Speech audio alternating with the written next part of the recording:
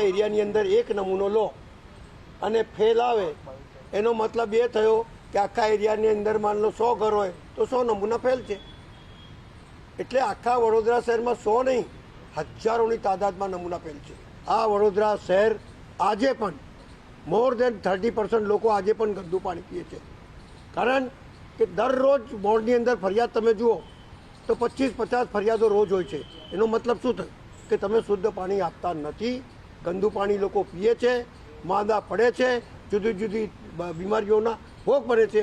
એ તમારી કાર્ય પદ્ધતિ છે. એ નરી આંખે દેખ ખોદ્યું, કેટલી વાર સાફ કર્યું, પણ કશું અમારા ઘરે પાણી સાફ આવતું નથી. એમાં લાલ ઈયળો પણ આવે છે અને કાળું પાણી આવે છે અને ગંદી સ્મેલ પણ આવે છે. ગટરનું પાણી પીતા હોય ને એવું જ લાગે છે અમને. અમારા કેટલા ફિલ્ટર બગડી ગયા, કેટલી વાર અમે સાફ સફાઈ ટાંકીને રાખીએ છીએ તો બી પાણી તો અમારું સારું આવતું જ નથી. છેલ્લા 1.5 મહિનાથી પાણીની સમસ્યા છે. ડ્રેનેજ મિશ્રિત પાણી આવે છે, ડોળું અને ગંદુ માટીવાળું જીવડા આવે છે પાણીમાં. પાણીને સ્મેલ આવે છે ગટરની. દરરોજના વપરાશ માટે હમણાં 15 દિવસથી ટેન્કર મંગાવવા પડે છે અને પીવાના પાણીના જગ લઈ આવીએ છીએ.